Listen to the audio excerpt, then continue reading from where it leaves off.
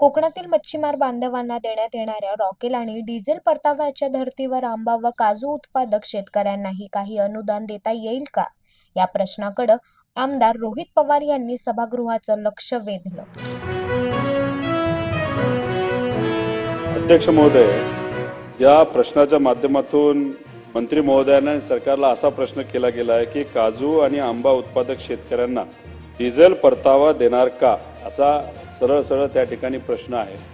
याला सरकारकडनं जे उत्तर आलेलं आहे की अशा प्रकारची कुठलीही योजना नाही। माझा पॉइंटेड प्रश्न मंत्री महोदयांना असा आहे की तिथे असणारे शेतकरी सातत्याने ही योजना चालू करा अशी मागणी करतात, ज्याच्यामध्ये आपल्याला डिझेलचा परतावा जसा आपण मच्छीमारांना तिथे देतो।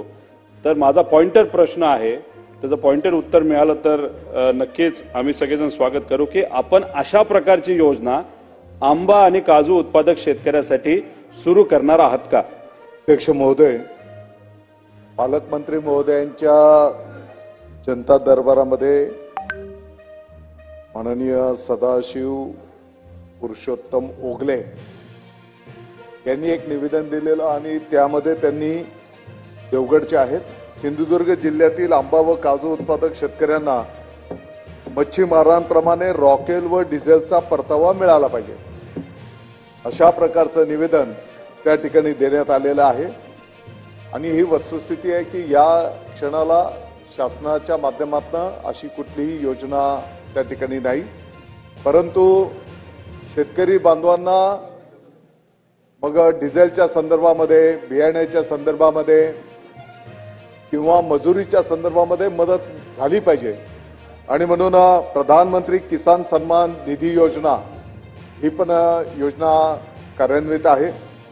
त्याच्यासोबतच राज्य सरकारच्या माध्यमातून नमो शेतकरी महासन्मान निधी योजना ही पण योजना त्या ठिकाणी कार्यान्वित आहे। आणि आपल्याला माहिती आहे की शेतकरी बांधवांना 12,000 रुपये वर्षाला त्या ठिकाणी या योजनेच्या माध्यमातून देण्यात येतात।